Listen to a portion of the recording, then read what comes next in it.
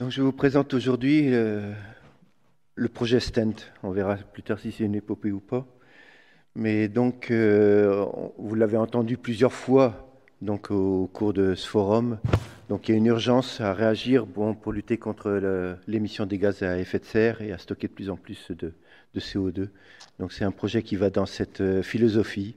Et il y a urgence puisque le pic des émissions, d'après le dernier rapport du GIEC, du 20 mars 23, c'est en 2025, il faut que l'on commence à émettre de moins en moins de CO2. Donc il faut y aller. Et aujourd'hui, la meilleure machine économique pour absorber le CO2 reste l'arbre. Mais le problème, c'est que pour stocker, et le meilleur stockage, je dirais, pour fossiliser le CO2, c'est le bois dans la construction.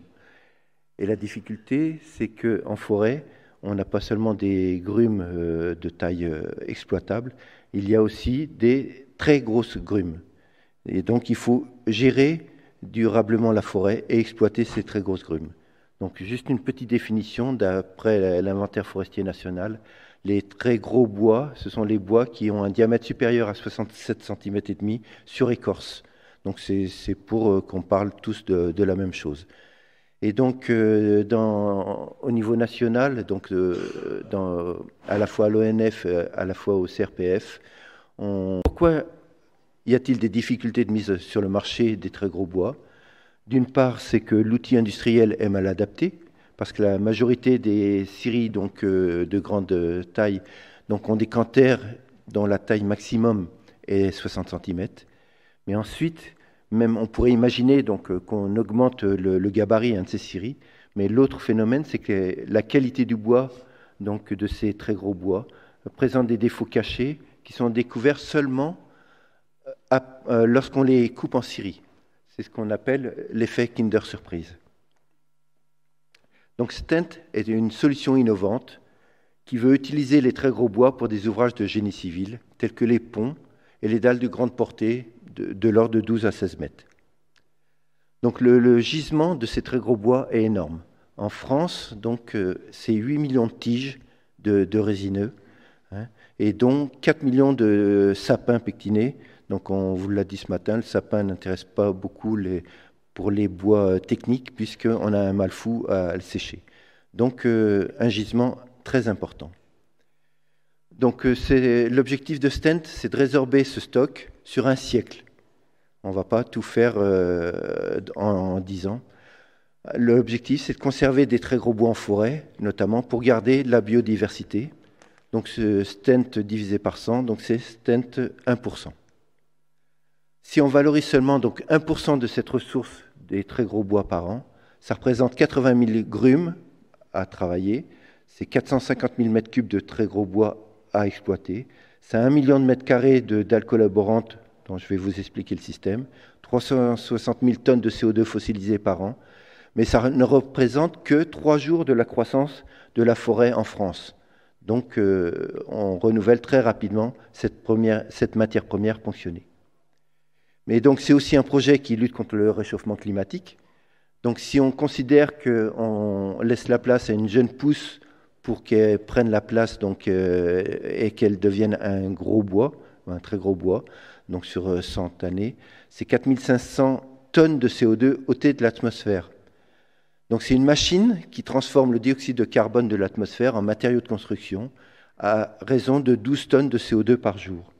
Donc c'est déjà pas mal.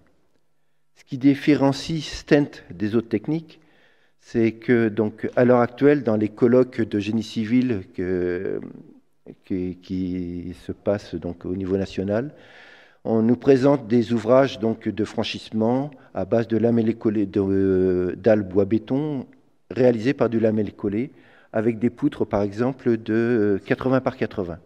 Pour faire ces poutres de 80-80, on prend des arbres, on crée des lamelles, on fait des poutres de 20 par 80 et on assemble ces poutres l'une à côté de l'autre.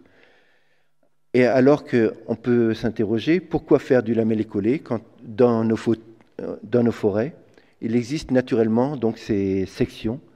Et en plus, si on ne fait rien, ces sections d'arbres, ces grumes, risquent de s'y décomposer, puisqu'un arbre, c'est que comme nous, ça finit par mourir, et ensuite ça redevient donc de la matière qui libère du CO2. Donc d'un côté, on a le lamellé-collé, donc Johannes en a parlé, hein, donc qui demande sciage, rabotage, collage, perte de 40% de la matière, plus un séchage énergivore. Et de l'autre côté, donc stent, donc qui valorise des grumes donc inexploitées, avec un minimum de façonnage, qui peut être robotisé, un séchage en place, donc avec peu d'énergie grise, et un bonus en plus, ça c'est la prime, dans les calculs, parce qu'on utilise du bois rond, donc on ne coupe pas les fibres.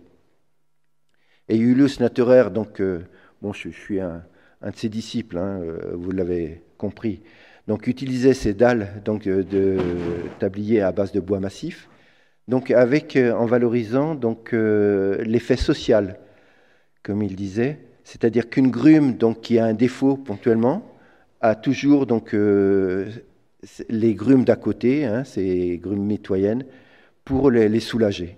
Donc ça permet d'arriver à de très bonnes performances avec des bois de moyenne qualité. Et notre référence donc, sur ce projet, c'est un pont que Julius avait réalisé en 1991, donc ça fait plus de 30 ans, dans la commune du Sentier, donc en Suisse, et que je suis naturellement allé voir, hein, c'est un peu un pèlerinage, pour voir dans quel état il était, et il se comporte très très bien.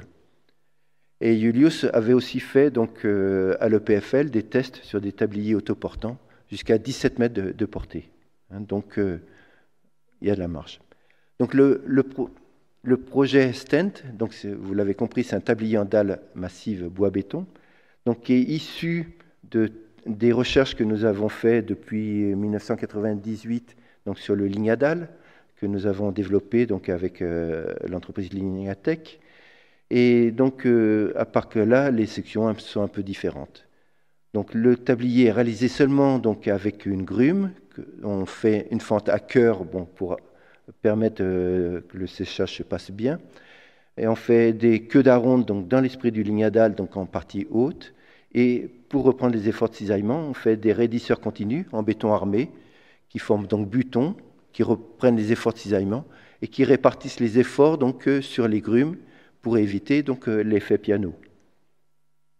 Le potentiel de stent, donc, on peut l'utiliser pour faire des ouvrages de franchissement, je dirais, en système primaire. Donc là, on peut aller entre 8 et 16 mètres, si on veut. Mais on pourrait l'utiliser en système secondaire sur des ouvrages, donc des bowstrings ou tout ça, donc beaucoup plus importants. On peut l'utiliser pour faire des parkings silos, puisqu'on est dans des portées de l'ordre de 16 mètres aussi. Donc ces parkings, il va falloir les développer avec la mise en place donc, des ZFE. Pour ceux qui connaissent la région stéphanoise, il y a une autoroute qui relie Lyon à Saint-Étienne qui est complètement saturée. On passe des heures dans les bouchons. Et il y avait donc un projet qui a été initié il y a plus de 30 ans, donc, qui était l'A45. Et la 45, donc aucun ministre n'a osé signer l'ordre de service alors que les entreprises étaient retenues parce qu'il y aurait eu une levée de bouclier, parce que ça consommait beaucoup de terres agricoles et que ça traversait des vergers très intéressants. Donc l'idée a été de proposer donc, une alternative à cette A45 qui est ce projet Stent A47. Pour vous en parler, je vous laisse découvrir cette vidéo. L'abandon de l'A45 qui devait relier Saint-Étienne à... On peut monter le son ? On va doubler une autoroute, faire un pont au-dessus de l'autoroute actuelle pour faire passer les véhicules légers dessus. Est-ce qu'on peut monter le son ? Dessous, sur l'autoroute actuelle. Comment ? Avec du bois, et pourquoi avec des gros sapins, parce qu'on a besoin de grandes portées, donc de gros diamètres, et de préfabriquer des choses au maximum pour aller le plus vite possible. La philosophie, c'est de créer un support à droite et à gauche de la voie riche, et ensuite on vient poser ces grumes donc, par-dessus. Donc c'est autour de 13,50 m de portée. L'innovation dans le génie civil, c'est de créer donc, des ouvrages de franchissement, hein, des ponts notamment, utilisant donc, des techniques de la mêlée-collée associée à du béton. Et lorsque j'ai vu que ces types d'ouvrages qui nécessitaient des poutres énormes en lamellé collé de 80 par 80 et que l'on les mettait pratiquement juxtaposées, C'est là que j'ai eu le déclic d'avoir comme référence des projets de Julius Natterer qui utilisait justement donc des sections de gros bois massives et qui les juxtaposait les unes à côté des autres. Et avec un entaillage très frugal, il arrivait à faire des ouvrages de franchissement de l'ordre de 15 à 20 mètres. Le projet de l'autoroute, finalement, je me suis dit, ça doit être l'ordre de portée qui nécessite donc ces grumes.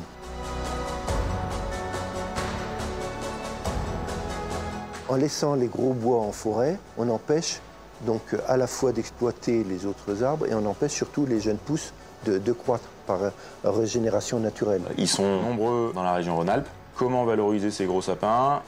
Il n'y a pas beaucoup de scieries qui veulent les utiliser. On ne sait pas quoi faire de ces gros bois. C'est 26% des arbres en forêt.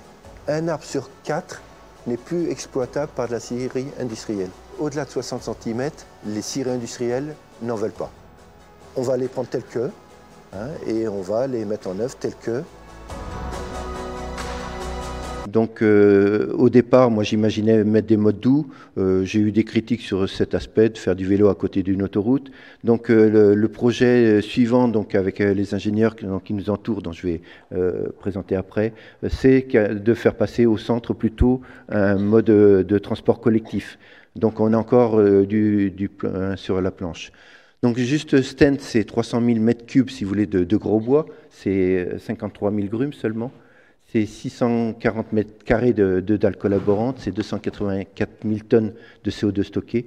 Ce n'est que 2 jours de croissance de la forêt en France. Si on devait refaire une autoroute, ce serait quelques millions d'années pour constituer les graviers. Donc c'est un projet qui est pas complètement fou, parce que des projets similaires, ça existe partout dans le monde. Mais bon, à part que